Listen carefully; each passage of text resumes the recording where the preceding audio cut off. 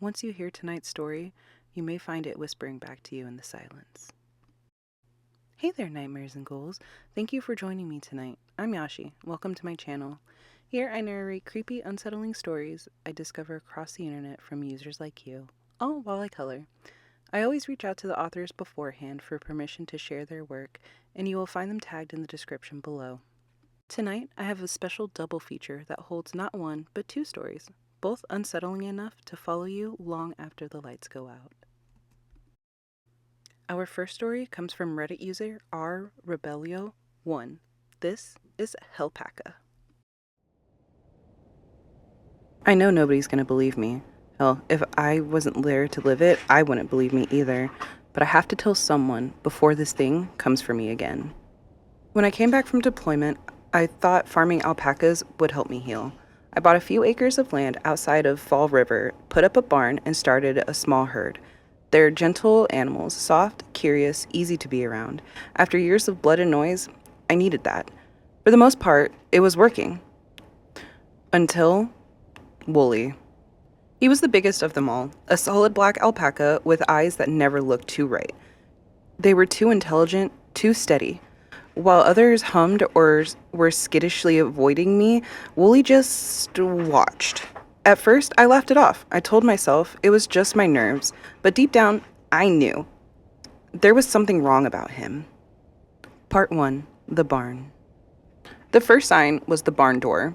One night, close to 2 a.m., I woke to a slam that shook the house. I grabbed my flashlight and my rifle and headed out, thinking coyotes had gotten in. The barn smelled wrong, like metal and rot. When I swung the light over the pen, the other alpacas were huddled into the corner, pressed together and trembling. My beam stopped on Wooly. He was standing upright, on 2 legs. His head nearly brushed the rafters. His front hooves, if you could call them hooves anymore, hung low at his sides, twitching. His eyes glowed pale in the flashlight beam, reflecting like a predator's. And then he dropped back down on all fours as if nothing happened. I slammed that gate and I ran. Part 2. The Screams. After that, I couldn't sleep. Every night, I kept watch from the porch with my rifle across my lap. The herd stopped humming completely. It was like Wooly had stolen their voices. Then came the screams. Not animal screams, human. They echoed across the field, starting low, like a man groaning in pain, then rising into shrieks that made my skin crawl. By the time I got to the barn, it was always silent again, and Wooly would be staring at me through the slats, his mouth pulled back just enough to show the flat, grinding surfaces of his teeth. I started padlocking the barn, but it didn't matter. By morning, the lock would always be broken. Part 3. Black Bile. The night it got into my house, I thought I was done. I woke to the sound of hooves on the hardwood floor. At first, I thought I was dreaming, but then the smell hit me. That same metallic, rotting stench from the barn. I grabbed the flashlight, hands shaking, and swept it across the room. Wooly was there, at the foot of my bed.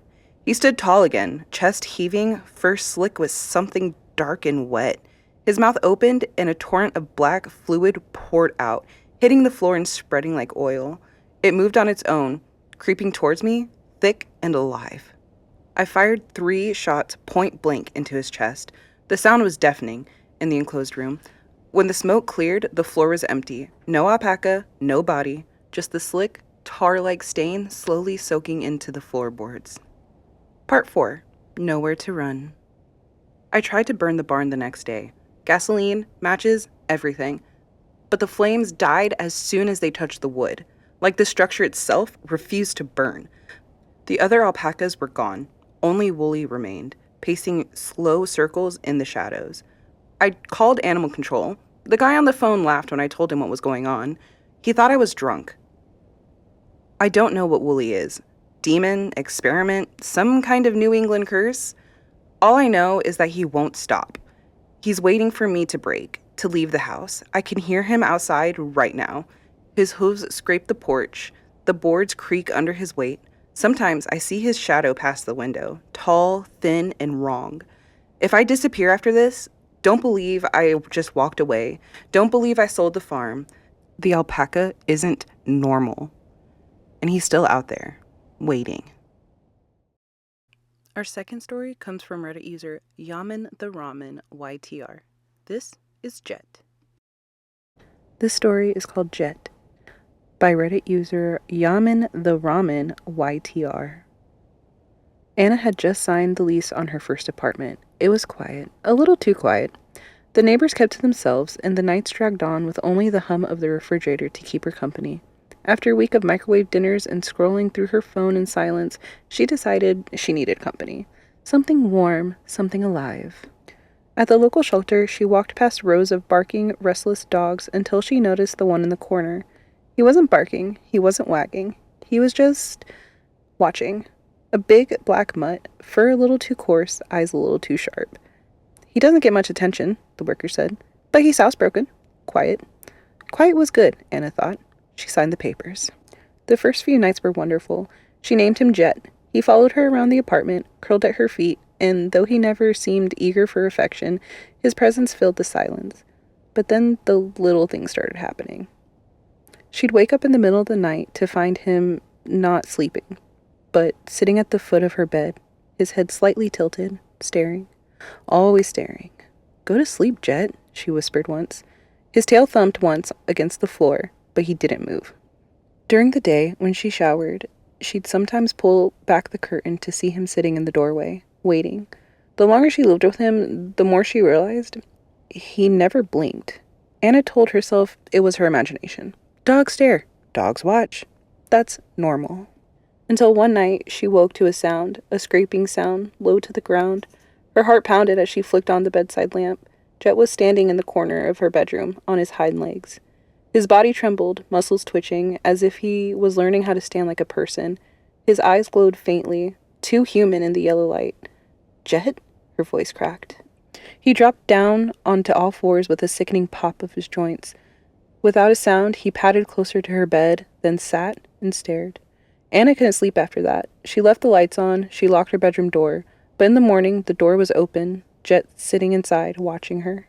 Finally, she couldn't take it anymore. She drove back to the shelter. Her hand shook on the steering wheel. Once there, she demanded to speak to the worker who had helped her the last time she was there. But when she described the dog, big, black, coarse fur, the name Jet on the papers, the worker frowned. "We've never had a dog like that," she said. "We don't even have adoption records under your name." Anna rushed home, panic climbing up her throat. She opened the door to her apartment, breath shallow, then she froze. Jet was standing upright in the kitchen, waiting, his teeth stretched too wide in a grin that wasn't a grin at all. "You weren't supposed to find out this soon," he whispered, voice thick and wrong, echoing from deep in his throat. And only then did Anna notice his shadow on the wall wasn't shaped like a dog at all. Thanks for hanging out with me tonight, ghouls. If you enjoyed this video, I'd love to hear from you. Drop your thoughts or suggestions in the comments below. And if you have a story you'd like me to narrate, reach out on my Discord, linked in the description below. Don't forget to check out our amazing authors of the night, R. Rebellia 1 and YamanTheRamenYTR on Reddit for more of their chilling work. Links are in the description below as well. Until next time, thank you, nightmares, and remember, stay spooky.